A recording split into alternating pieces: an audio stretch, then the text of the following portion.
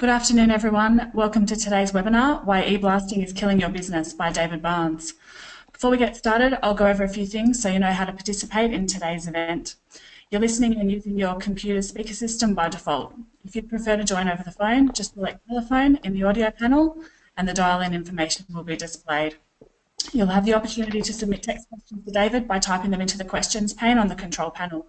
You can send your questions in at any time. You don't need to wait until the end of the presentation. We'll collect these and address them during the Q&A at the end. And if we don't have time to answer all the questions, we'll record them and David will answer them in writing after the seminar and we'll send you a copy of the answers. To give you a brief introduction on today's presenter, David Barnes is the global custodian of the term Electronic Direct Marketing, EDM. He's the global CEO of Zulu Labs and their product Zulu EDM is used in over 50 countries around the world. He holds an MBA from the University of Western Australia and splits his time between Australia, the Americas and Asia, promoting better EDM practices, delivering high customer engagement and ultimately adding value to businesses around the world. I'll now hand over to David. Welcome, David. Thanks, Kate. I appreciate it and appreciate APPA giving us the opportunity to come and share some of our research and impart what we feel is best practice. To all of the faceless audience, welcome. I know your time is valuable and we were just discussing whether we would try and wrap it up at past or in 30 minutes and then just take a Q&A session. I'm sure there's plenty of questions around how your campaigns are being executed at the moment. So we'll see how we go. I think there's good and bad with this topic. We have not released this topic in its current form to the market. So the good bit is that this is the first that anybody's really heard what I've had to say about the integration between eBlasting and its effect on organisational value. Probably the only negative in being the first is it's my first run through. So generally there's plenty of run throughs done when I do these, and we can get the timing pretty right. So we'll do how we'll go as best we can. So the topic, why eBlasting is killing your business. It's something I've been thinking about for quite some time. Not so much the content. I know the content I know intimately, but how do we communicate to and educate to the market a better way of doing things that is less detrimental in the long run and there's less churn in terms of the amount of effort that you've got to put in and the reward that you get at the other end. And it wasn't until 2014, I think mid-2014, I was with some peers at it was a private 10 software as a service CEOs. We have a round table every 3-4 months. And there was 8 Americans and there was 2 Australians in our group, and Americans didn't understand or didn't know what EDM was. And EDM was and is a term that's been used here for a long, long time. It's been related, that we've used, Australians and certainly Asia Pacific, to describe the process of sending out email campaigns or email marketing or whatever you want to call it. And so eBlasting was really the term and still is the term that's been used in the US, and it really reflects why they've got such poor open rates, poor engagement. As an industry, we've had to implement more rigid email security measures and email authentication measures that really has added a lot of costs, and in some ways quite unnecessarily, but a lot of it's been due to the indiscriminate and often illegal email practices by organisations in terms of spam. So what I came up with for today was to split this topic into 3 logical, and I hope they're logical, components that will flow. So I want just a brief review of how we arrived at where we are today, and the path in which the industry came from and where it's going. Then the second part of the topic will be the underlying value proposition to an organisation. So how does EDM contribute to the value of an organisation, and where does it sit? It's a pretty bold statement when you tell CEOs and business owners and entrepreneurs that if they just keep going out there and blasting, they're going to destroy um, well, not destroy, but they're certainly not going to add any value to, and they certainly could destroy some organisational value. And it was the promotional products industry, which is an interesting circle back to the industry, but it is the promotional products industry that gave me a lot of this knowledge. I mean, we've got clients in a lot of countries in your industry, and it's been a very interesting industry to observe for many reasons, but it is often the easiest for me.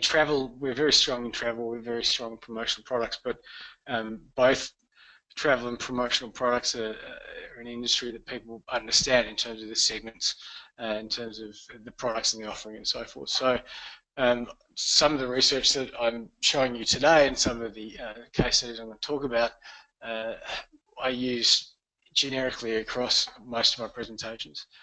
And lastly, I'm going to finish with the issues with eBlasting and some best practices that should give you the what to do in your business to start rolling this thing out properly if you're not already doing so.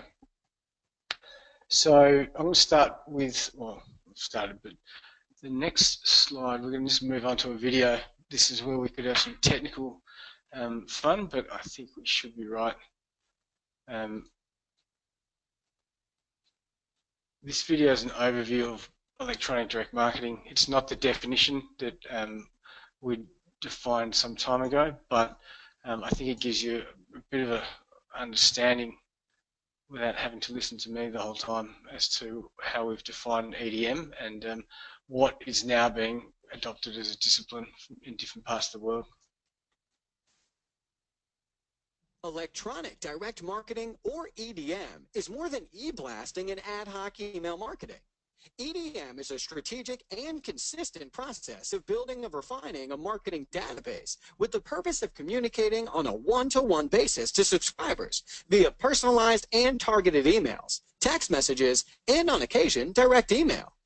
At the EDM Factory, we specialize in providing strategy, implementation, campaign execution, outcome analysis, and database building services that will take your current e-blasting to the next level. Try us today and see how we can lower your cost and drive better results by improving. We don't need to listen to the pitch at the end, but that's really what we push out to try and help our customers and people in the industry and people not in the industry understand what EDM is. It's more than just the campaign process, which a lot of people define as e-blasting these days. It's a process where you need to sit down and plan, understand your customers, understand your database, understand your market, understand your business, and then put a plan in place to communicate. In the old days, we used to use snail mail in the direct marketing industry. These days, we've got so many ways in which we can communicate our message to subscribers, whether it be via an app, SMS, email, direct, your transactional email, or your marketing email. So there's this whole raft of new tools or new ways in which we can communicate, but there's been no discipline around the process in which we define how we're going to communicate and what we're going to communicate. And so the net effect of that over time has been, when I was first spamming, and I was a spammer in Western Australia in the late 90s, that's how I got into all of this, and probably contributed to the spam legislation we've got today, because we do have one of the best spam legislations in the world. It certainly has kept Australia in good sorts when it comes to our engagement and open rates, because in the United States it's just completely flopped. Their laws are far too lenient, and Canada's actually just adopted some laws very similar to ours. But what we've got, we went about, so what was the journey? So we went about in 2012 or something, we started to look at our customers that were using Zulu EDM, and most of our customers were channel partners, so they were advertising agencies, marketing companies, digital agencies, web developers, whatever you want to call them these days. And so they would then bring their clients on board, but those clients were very transient with us. They weren't sticky because we didn't own the end relationship. And they weren't sticky not because there was an issue with the product, not because there was an issue with, we weren't competing at, as the Joneses were, but people didn't really care about sending out a campaign or all of the things that needed to be done to send out a campaign successfully. And we really needed some proof and to sort of start to figure out, what people were doing and what people were saying. And a lot of the ad agencies were saying this, well, it's just a campaign that we've put as a line item at the end of a big project, and we just put it together, upload the list, send it, and that's it. So there was no thought from the agencies around it. They weren't educated. They weren't getting paid to put any real effort behind any of these campaigns. They certainly were still charging their fair share for what was essentially an eBlast. Yet there was just no method to any of the madness that was going on. And we then started to look at what our clients were sending out, and for the most part, and I know this this flyer, if you want, or this eBlast or this campaign will resonate with a lot of you on the call. A lot of the campaigns look like this, and I really don't like putting examples up because I'm not having a go at this example that we see in front of us, but it is a customer of ours that has recognised that maybe that's not what they should be doing, and they've come across to engage with us. They're a company in Florida, I think. And so what we've got on the screen is something that was just standard play. Certainly it still kind of is in the promotional products industry. From every time we speak to a new customer, I mean, there's no personalization on there, there's no engagement. It's just, I mean, other than aesthetically, it's not great. It doesn't work in terms of even email marketing best practice. It doesn't work in terms of EDM best practice. It doesn't work in terms of email marketing best practice. There's no real thought that would have gone out to 20,000 people without caring about whether those 20,000 people would have even been interested in 1, 2, or 3 of those things on the screen. In fact, there's only one there. So, this is what was being sent out by the majority of our customers in the early 2010, 11, 12. And it just, all of the tools that we had built weren't being used. Like, we were building all of this software thinking that we were really innovative and providing tools in which to better engage with people that are subscribed to newsletters. Back in the day, they were called newsletters and they were eBlasts. And none of the tools were being used. So we delved a little bit further, and I took this screenshot yesterday. I mean, this is just abysmal. And the only reason why there is numbers across the rows and not zeros for the news campaign there was because I hit refresh and got the stats. This is just a summary report. This isn't a detailed campaign report, but in our software, and we've done it quasi on purpose, you need to go in and refresh the stats from when you go on to campaign level to get the most updated statistics in terms of who's opened it, where they opened it, all that sort of jazz. But as you can see on the screen, this is what we were getting. Every time we logged into a ad agency or a web developer reseller account, for a better word, we were getting zeros across all of these lines. And that just, I mean, it was evident that nobody cared about what the results were of what was being sent out. And so even though they wanted to have comfort that those reports, and some of those reports were ridiculous. I mean, there was this march towards having stupid analytics, and not even analytics, it's just statistics that was being provided. I mean, what country it was open, and we all competed with each other. And at the end of the day, a lot of that data is hardly ever used by any, or the statistics are hardly ever used by anybody, and they're quasi irrelevant anyway if it's done properly. So agencies were pushing us on price, and they just wanted to get the campaigns out and just get it done.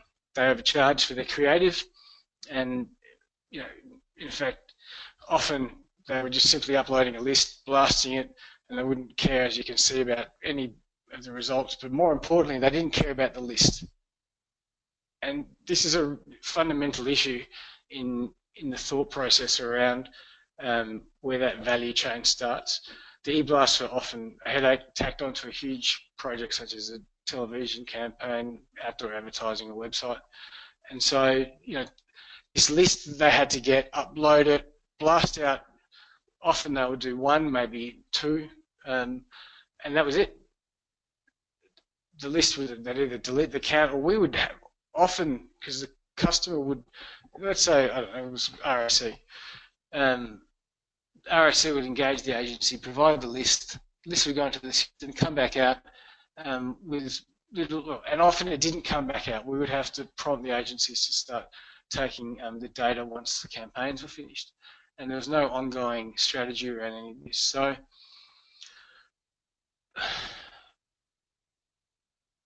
it was about the time that the term email list was born, I think, early 2010s, which further cheapened, I suppose, the attitudes that people had towards the process, and was very much driven by what was going on in the US, because they had much bigger databases than we do, and prices went down. People were just sending more because it was cheap, it was easy. MailChimp Constant Contact went free from memory, and it just drove down. It just made something that should have had a discipline to start with, and people should have thought through the process to start with. It just became a tool in which you just uploaded something last minute and sent something out without little thought, or with very little thought. So, in looking at that information that that we had at our fingertips, we were starting to get a good feel as to what people weren't and weren't doing. They weren't doing a lot, and they were just really, it was a hit and hope. This slide in particular is designed to, I suppose, translate how we feel about, or how we felt about email. I mean, email is a highly technical, and these days a highly problematic tool in which to get it working properly in terms of delivery and a few other things. And not many people understand it, but it's cheap. Email addresses are free, and this is the view that helped to form in many people's attitude towards what an email campaign should be, and was and still is in many ways. I bet most of the people on the call, or I would presume most of the people on the call, because I'm guilty of it, has had a conversation similar to just talking to your team. Just get it out today, and we'll do a better campaign next week. That attitude was easy to live with, because whatever sales that was made from that cheap campaign was looked upon as a bonus. It was never looked upon as something that added value or was strategic to the business, or even competed with traditional media. Often a reasonable size campaign, because of where pricing had been driven to, was less than $30, which is nothing. And for most time-poor businesses, it was just a solution to get some brand exposure, get some product information out. It was just left at that. And sure enough, the following week or the following month, when the campaign was quasi due to go out again, off you go. You'd repeat that cycle with, again, little thought, little effort. So investment in time and effort by organisations is often driven by the costs associated with whatever it is you're trying to achieve. So if it's a high-cost project, you're going to put more resources and time into it. And e-blasting's cheap. It was low impact. In the early days, certainly in the 2000s, at 2000s, it was yeah, huge returns, huge returns. You get 60-70% open rate. People are clicking through, they're interested. It was innovative. I mean, that wore off pretty quickly because of what we were sending. It's not the tool that we were using, or it's not the medium in which we were accessing these recipients. It was the low quality, low grade content that was being sent down, and it taught people to hate spam, and rightfully so. If you compare the price point, for example, of a catalogue that I think many promotional products organisations still produce, or a website, if you compare those two price points, an eBlast just doesn't come onto the radar, and so that pushes it down the priority list in terms of people's work schedules and what they need to do. So they're likely to spend more time on the first couple of examples than they would on what was probably and arguably more important these days. So we made a call in 2012, 11, 12, can't remember, 12 maybe, to sack all of our agencies, which was 30% or 40% of our revenue. We created the EDM factory not too long after that to hold the hands of our customers to use. We knew how to use our tool better than everybody else, and so then began this process moving forward. And what we did was to continue, we continued focusing on what we believed the product should do, to give tools to the organisations to drive value and focus on the data and subscriber engagement. A lot of this, people didn't even care about, or weren't talking about subscribers in the day. All they cared about was open rates. They didn't actually care what the subscriber was thinking, or what actions they were taking, or whether or not they engaged after two and then dropped off. And I've got some pretty good examples coming up of what poor engagement, what blasting does, and I think it really resonates as to what what the not thinking about that message going out and not thinking about what the preferences are the subscriber does to a database and eventually to the value of a business.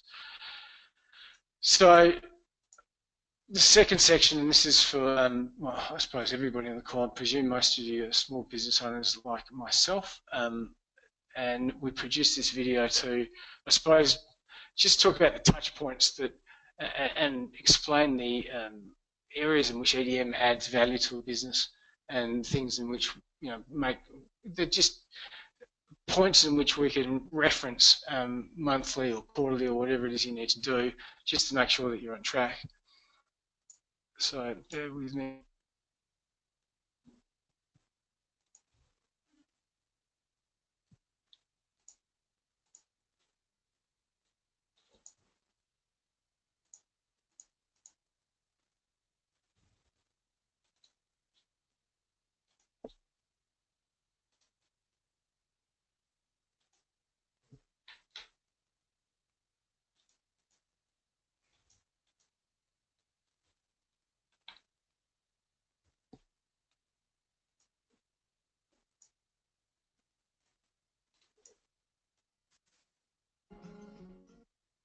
EDM for CEOs, business owners, and entrepreneurs.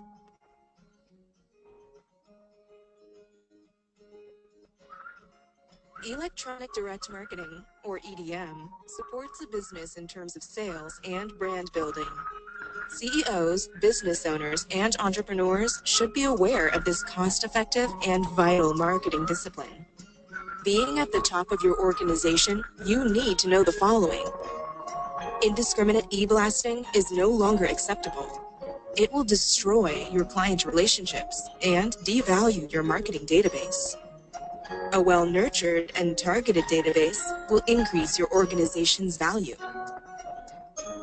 EDM will support sustainable business growth and add inherent value to your organization. Executives must have real-time information and analytics tracking the following information monthly. The total number of subscribers, net gain or attrition of subscribers for your organization, key segment engagement across the organization, benchmark analysis between revenue and key segments. EDM will drive subscribers and subscriber engagement. Effective EDM will maximize the marketing investment if subscribers are sent targeted campaigns. EDM is used to support loyalty programs, sales teams, and product research. The EDM Factory is the dedicated global EDM agency that can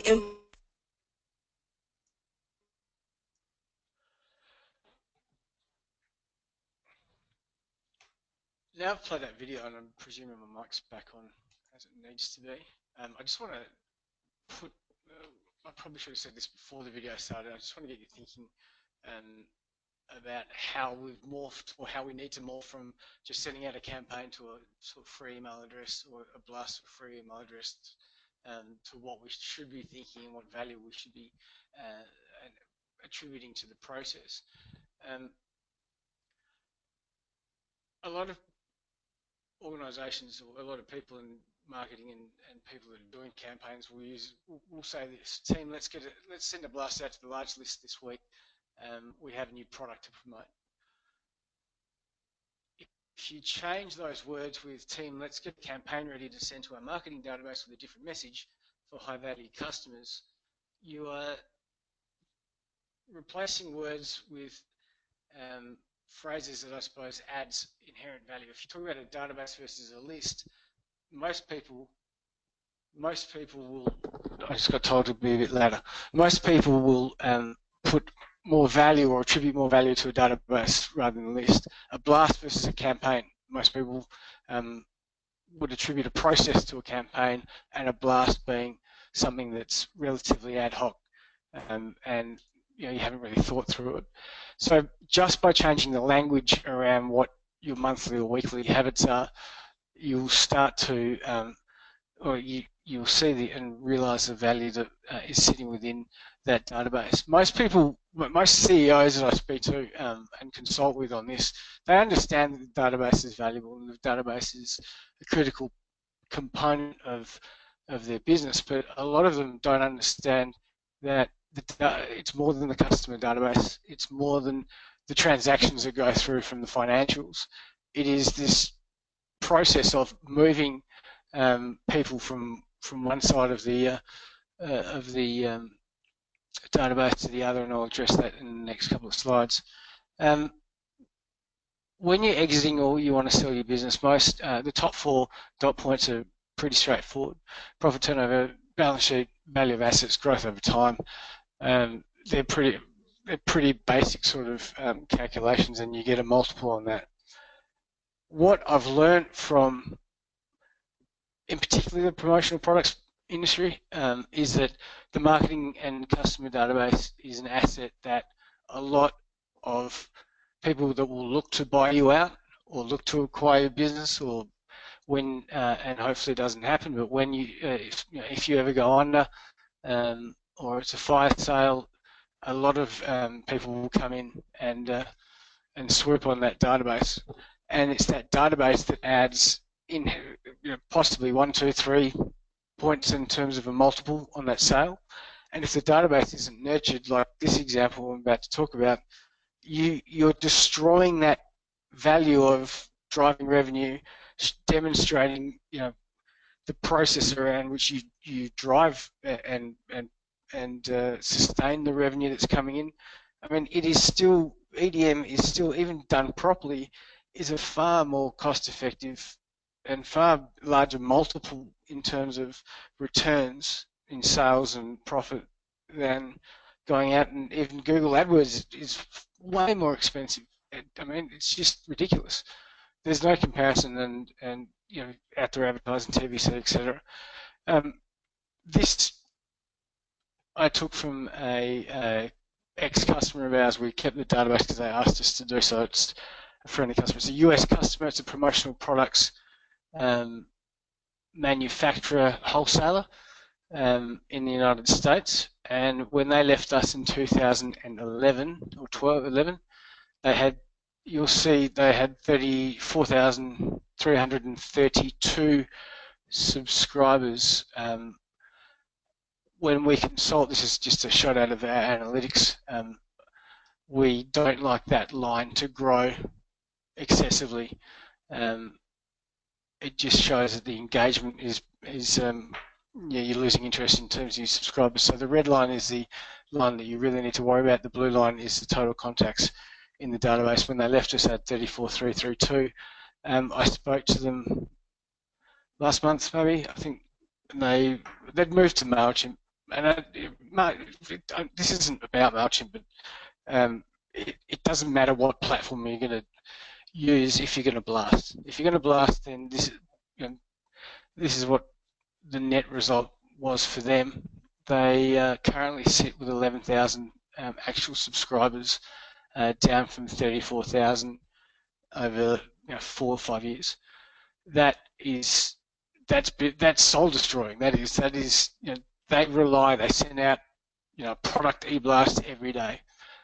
They've arrested at least the look and feel of it, but there's still no thought about what their customer industry is or what their customers are serving, and sending out timely and relevant communication to their subscribers. And that's the net result. And I suppose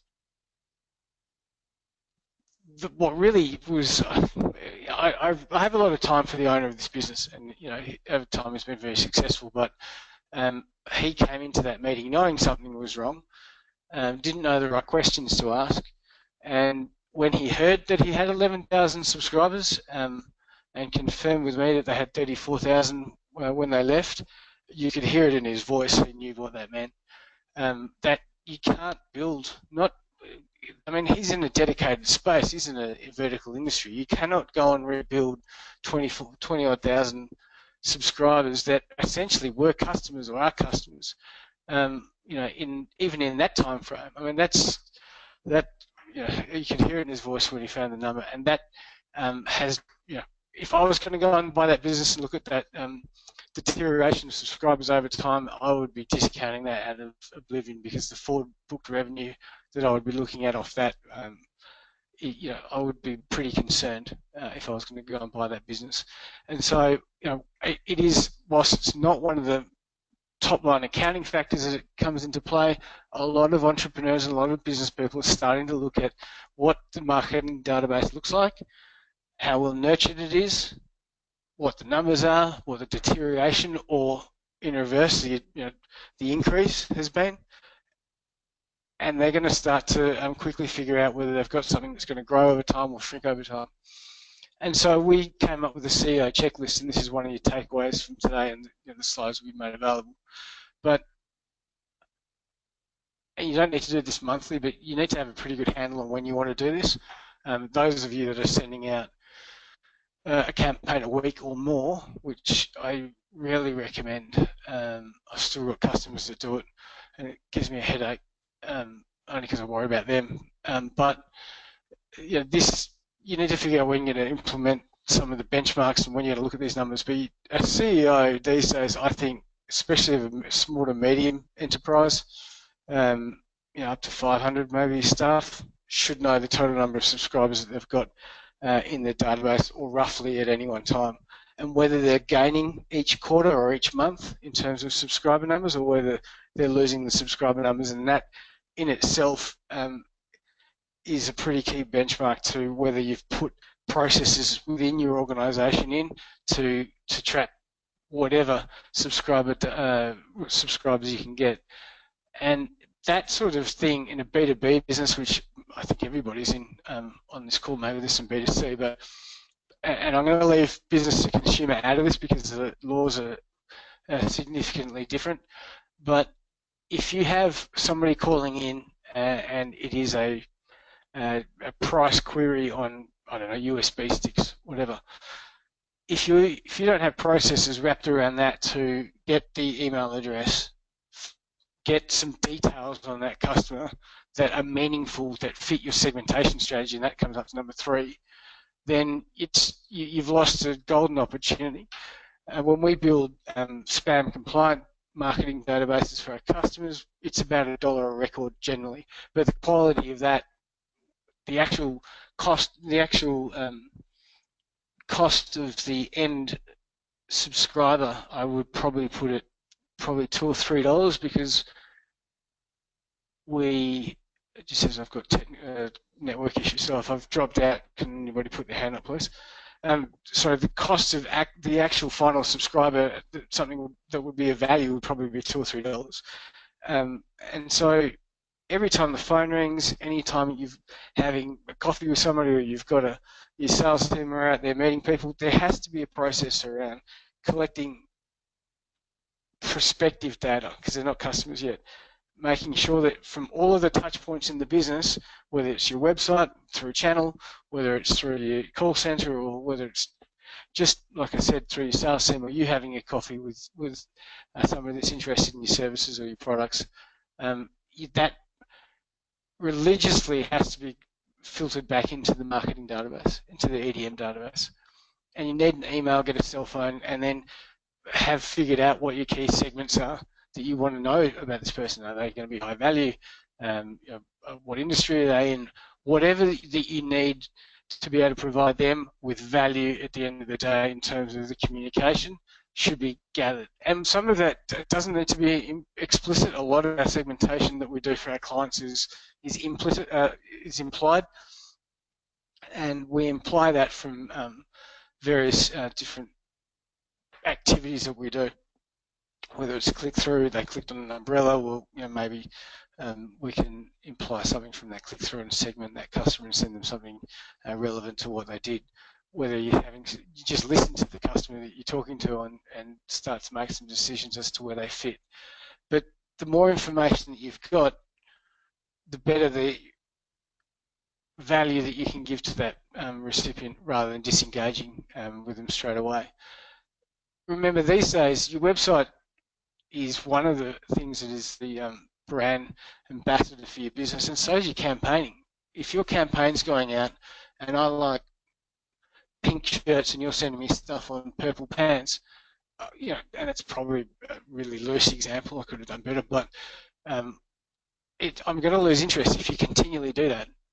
If I'm a merchandise, if I'm a apparel purchaser, and I've always been an apparel purchaser, put the apparel first for me. Give me what I do, what I want, and then slowly introduce me to other things. Don't be sending me stuff on USB sticks or pens or whatever, because I've never purchased those things off you, or my purchase behaviour has been significantly less in hard merchandise versus or hard products versus apparel. And so it's just those little things that will resurrect or start to resurrect that engagement with your clients, and you need to know what your key segmentation engagement is across the organisation. So if it's in the financials, it's too late. We're integrating at the moment with 2 ERP systems, one in Asia and Office Beacon, if you know, most of you know of Office Beacon, or US customers do. So yeah, it's a great saying that the ERP guys say. Once it's in the financials, the decision's already been made. It's too late. It's now historic data. What we're doing with EDM is giving you predictable patterns and predictable behaviour that you can use to make some decisions, and then you marry that up with what you've got in your financials. So a really key, a really easy way, and I'll jump to it in the next slide or two as I wrap up, but segmenting promotional products is so easy. You've got all your product, like these, from what I've seen, these days all of you have, all of your product lines, all your product SKUs are online. Well, they're your segments. They're the basis of your segments. I wouldn't go so far as to get right down, you can do a high level or a category-based segmentation, but they're the things that you need to know.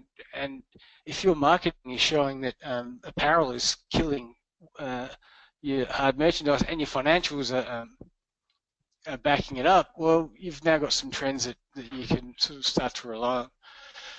Benchmark analysis between revenue is the key. I don't know why it says and key segments. There you go. I was just talking about that, so I've covered it more than well enough. And then adding predictable revenue to the business. I don't know if this term is widely used. I use it. Basically, what I'm trying to say is to build the asset value of the database. EDM should and can be used as an indicator for predictable revenue. We're talking about that. Knowing the expected revenue per segment when a campaign is released is valuable in anybody's terms. I know Kogan does this really well.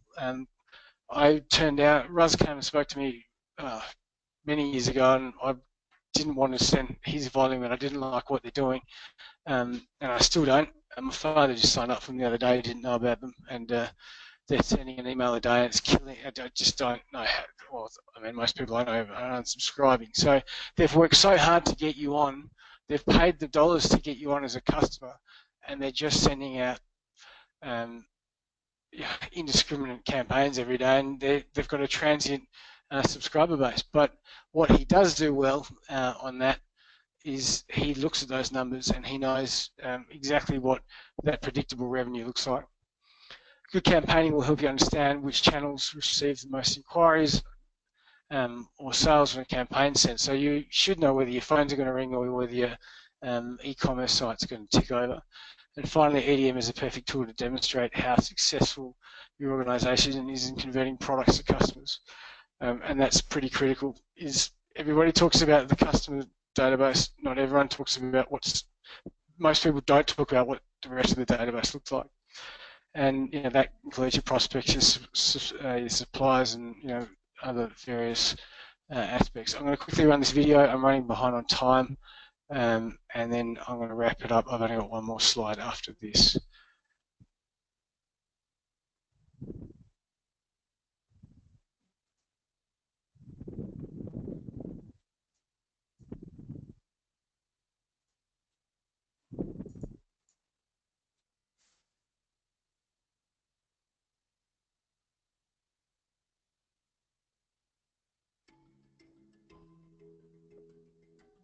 eBlasting sucks. eBlasting is the untargeted and indiscriminate sending of electronic messages, such as email and SMS, to subscriber lists. So why does eBlasting suck? Recipients of untargeted eBlasts will disengage with your brand if the content they're receiving is not relevant to their needs or preferences. In the United States, we have seen engagement numbers, defined by the open rates for the purpose of this discussion, drop to below 5%, and in some cases, 3%. A well-targeted subscriber database should average open rates of more than 25%, with another 9% or more added to that with a resend to recipients that failed to open the first campaign. Our clients with large databases that are well segmented and nurtured achieve engagement results of more than 60%. What would this mean to your organization? Our tribe in the Zulu EDM platform is dedicated to eradicating untargeted and indiscriminate e-blasting by helping organizations to re-engage with subscribers. Please help us bring trust back to campaigning by using hashtag eBlastingSucks on your campaign tweets. Zulu EDM is the world's best electronic direct marketing platform, and you can sign up for free at www.zuluedm.com.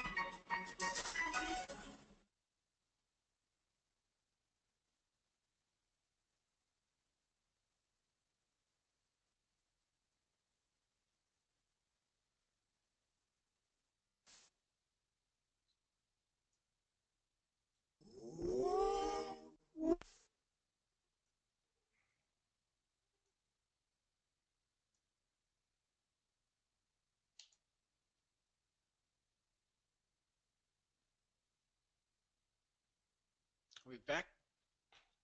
I believe so. I had an interesting sound come through then. So to wrap up, and I'm pretty confident that that video describes exactly where the issue sits with blasting. We took some time to produce that. To wrap up, and I think there's two slides that are the takeaways for today. One was the benchmarks, or the things that I think as an owner or a business owner or a CEO you should be cognizant of and putting some processes around, and they're not expensive processes. That was one takeaway. This is the last takeaway. If you're going to implement something after today, have a look at your campaign system, or get your team to go and collect the information and see how well you've segmented it and how well you're communicating to those segments. If it doesn't meet the structure, products and services of what you're doing, you need to have a rethink and implement those changes.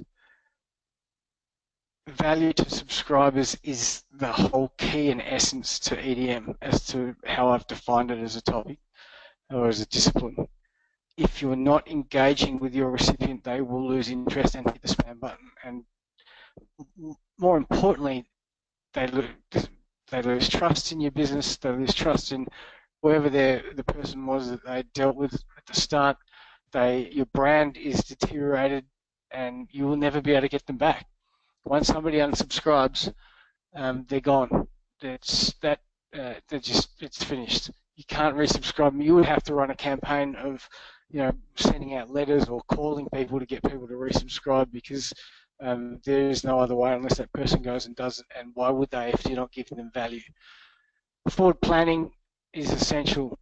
We, as an organisation, we're very good at doing that for our customers, but we still have a lot of work to do internally, and it gives me the heebie-jeebies. But forward planning on what campaigns are going out when and what that means to your revenue cycle and what it means to what's happening in the marketplace is key. Content is king. Content marketing is just vital to this whole thing. You saw the blast that went out from a client. It's not good enough. We're talking the digital age, getting these whiteboard videos done and trying to get some unique selling propositions out there to compete is key. It's not expensive. It does require time. You need a program to continually add subscribers. I covered that earlier, and it's essential to make sure that your net monthly subscribers is staying the same or increasing.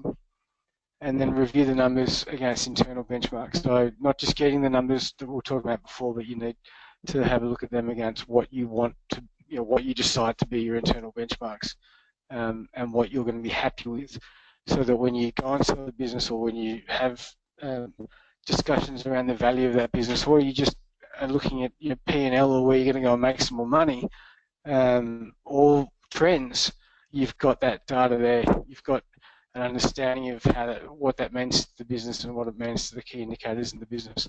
And they're the things that I would be doing. Well, they're the things that I talk to business owners like you guys and people in marketing all the time about. There's no rocket science there. It's not fixing a template, making it look good. That sort of stuff is passé. It's gone. That's sort of a minimum requirement now. Systems have drag and drop editors that will make sure it's responsive, or doing all of the technical things that people get so caught up with this. It is not a technical thing. The software, or the software that you're using, should allow you to do all of the technical things without having to worry about it.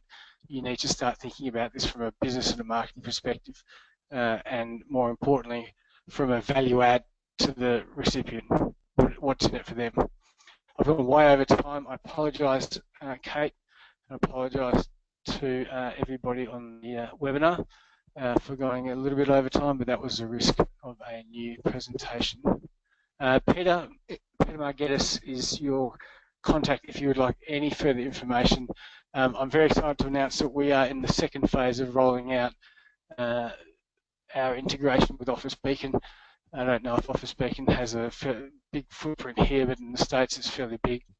So when I talk to a customer there, they will know who they are. We're replacing one of our competitors as the default platform for EDM, and wrapped up services with the EDM factory into Office Beacon. So there's a bit of industry news. Peter is a lovely guy. He is far more attentive than I am, and he will get you the answers that you need. Or if you need a hand in any of your campaigning or campaign disciplines, or implementing any of this, please feel free to give him a buzz. That's me. I'm going to the questions now. This will be interesting. Chat. Oh man, is it better? No questions. You might have to help. I can read it. Okay. Just one. There's what are the stats or your opinion on doing customer surveys or email blasts? Do people need coaxing to win? Yeah. So you can tell I'm passionate about this stuff. It's a good question, and it's one of the cornerstone things that we talk to our customers about when we bring them on board is doing a survey.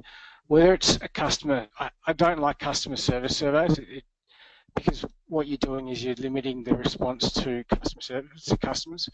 I would be looking at a generic industry type survey, so things that you want to know about people on your database as to their experience in purchasing promotional products, in what their likes and dislikes are and so forth. So you start building some intelligence yourself, not just around what it is that you're servicing your customer about. So we call them industry surveys, which I probably would not recommend you do as a promotional products industry member, but I would be surveying your entire database rather than just your customers in terms of feedback, and then using that information to A, segment, B, provide better value, and C, get ahead of the competitors. Did that answer your question? I suppose we're not going to find out. Any There's others, another Kate? question. Yep. Hi, David. Based on your experience in Australia, when clients get segmentation correct, what open rates and click-through rates should we expect? 60%, 40 to 60%. Excellent. Okay. Well, there doesn't seem. There's a little trick to that, and I'm just going to give you a trick that I don't publish. There is nothing wrong. So we do about 150 million. We're contracted to do 150 million emails a month for one customer. And I was talking to them about this the other day, and we do this for our clients anyway. An open rate for a campaign is based on the number of people in that campaign that you sent the campaign to, and if they opened it.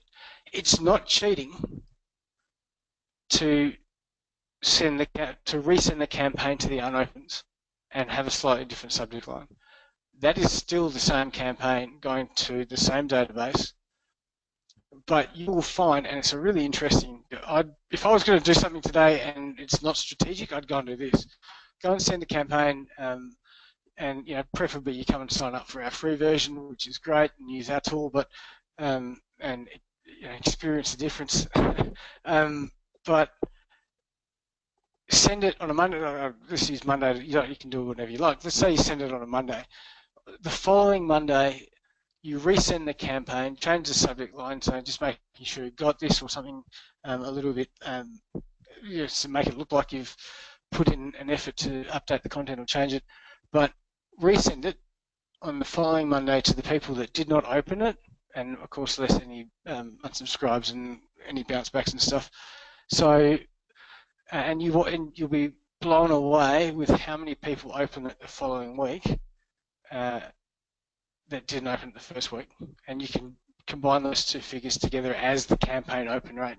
That's not cheating. It's just you're just putting. Too many people will send out 30,000 emails and just bang, that's it.